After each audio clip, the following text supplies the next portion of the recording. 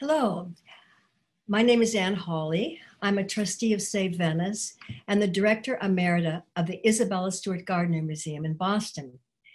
I'm going to tell you a Venetian story about a miracle that occurred during another pandemic nearly 400 years ago.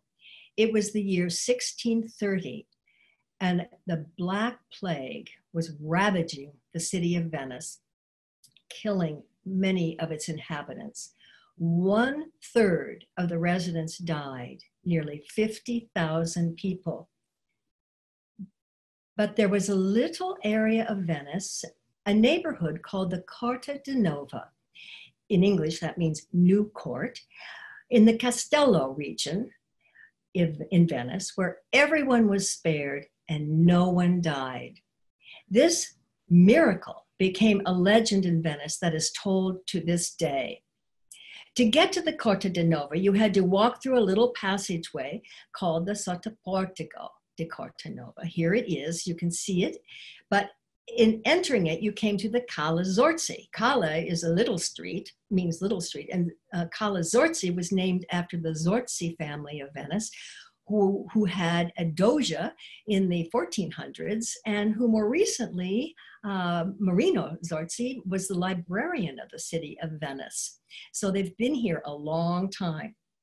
So you walk through the Cala Zorzi and you enter the Sotoportego. You can see here, it's rather deteriorated from centuries of neglect, but also it didn't look like this in the 1630s because it had not yet been so elaborately decorated. Why were the people in the Corte Nova spared? Did they have a great doctor? Did they practice extreme social distancing? Or maybe did they just drink a lot of wine in order to keep the germs at bay? No. They believed what protected them was found in this little passageway, the Sotoportego, which is an underpass cut through a building. During the plague, it served as a votive chapel where Venetians offered prayers to the Virgin Mary to save them from the plague. The legend goes that a young girl named Giovanna, who urged her neighbors to keep their faith, placed an image of the Virgin Mary in the center of the passageway. In fact, it was just right above where you see the red stone in the passageway. She also added images of plague saints, San Lorenzo, San Rocco, and San Sebastian, who also helped keep and protect people from the plague. And as Venetians returned home from work, they would stop in this little passageway, and on this spot where the red stone is, they would offer prayers to the Virgin Mary to save them from the plague. And the Venetians believed that this spot, which was in the exact center of the passageway, was where she stopped the plague. You can see it there today, and in fact, Venetians walk around it, so you can tell that the person here is not a Venetian because it is being stepped on. Later, in the 17th century, when the plague had ceased, Venetians commissioned churches, they commissioned monuments, they commissioned paintings to celebrate their survival from the plague and its ending.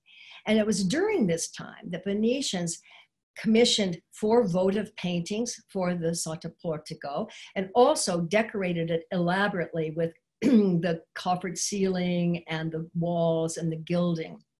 I will tell you about the paintings in a minute, but just to focus a bit on the Sotoportego itself, at some time, Giovanna's portrait of the Virgin Mary was lost, and the residents replaced it with a modern copy. You can also see how elaborately they decorated the passageway by the way they placed framing for the pictures. Sadly, over the centuries, the Sotoportego's care was neglected. It fell into this deteriorated condition. Even the pictures that had been there had to be removed because they were so blackened and damaged by weather. And here you can see how damaged the wood is also. And even the marble suffered terribly. It was covered with grime, chipped, and badly in need of treatment. So during the summer of 2016, Save Venice made the conservation of the Sotoportego and its paintings a conservation project. And we worked with the young people you see here, students at the restoration school in Venice called Istituto Veneto per I Beni Culturali, or IVBC as it is known, and also their faculty members who supervised their work on the conservation. Donors, two donors, Monica and Matteo Carlotto, made a gift to Save Venice to conserve the paintings, and numerous other donors gave money to Save Venice to conserve the passageway itself. In 2016, that summer, the students devoted their fieldwork to conserving the wooden and stone elements of the Sotoportego. Here you see them at work, and even on scaffolding, working on the ceiling. They worked with skill and intensity, being supervised by faculties, and they removed centuries of grime and unsightly dirt and decay. Notice what they found in the ceiling, the gilding, even gilding on the framing of the panels. See how they are working diligently on this, both the ceiling and the stonework here. And here you see close-up of two panels from the ceiling where you see how much paint loss there is, but you can also see how much of the original blue paint remains. Now these, and the ceiling was in-painted, we call it, with water-based paint that matches the color of the original paint. In Venice, all conservation projects use water-soluble paint so that in no way will original materials be damaged, and the paint can be removed easily for another conservation treatment. Notice how beautifully the stone was conserved. The image where you see all the paint and the grime and the chipping of the framing now has become just a beautiful object in of itself. And now you can see how well the passageway itself, its wooden panels, cleaned up and were restored. And the conservators actually put a finish with a natural wood stain on it to protect it. Finally, they fixed the lighting, they conserved the lighting figure and made the passageway lit at night. And you can also see the return of the paintings that have been commissioned, although these are waterproof copies that are hanging. The originals went to the church nearby, the San Francesco di Vigna, where they can be seen and they are protected from weathers. But let me tell you now a little bit about these paintings, because these were part of the commission in the 17th century to make the Sotoportego a really sacred space. Before I move into detail on them, you can see them from below in this shot.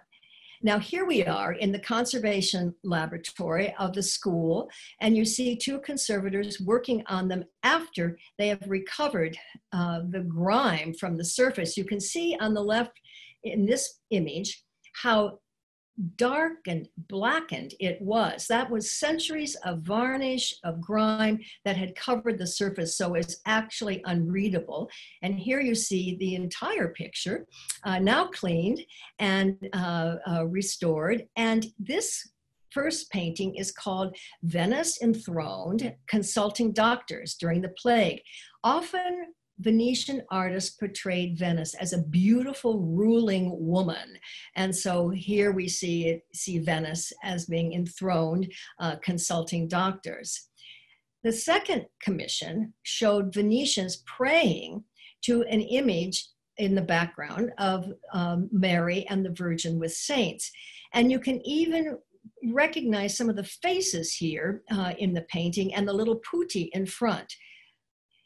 The third commission was a picture of the Virgin, or of Venice, excuse me, of Venice personified again as a woman, praying to Christ and the Virgin Mary. And finally, the last commission was the priest praying for victims of the plague. You can see one victim here lying in the front foreground of the painting, and other ill people.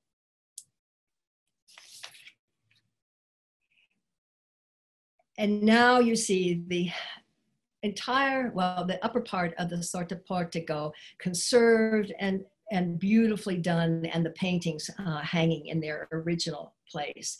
The citizens of Venice were so appreciative of the work of Save Venice and the conservation school and its donors for bringing back its 17th century beauty, that in the fall of 2016, the Association of San Francesco della Vigna, San Francesco della Vigna, awarded Save Venice, the Restoration School, and Matteo and Monaco Carlotti the San Franciscan of the Year Prize in a ceremony.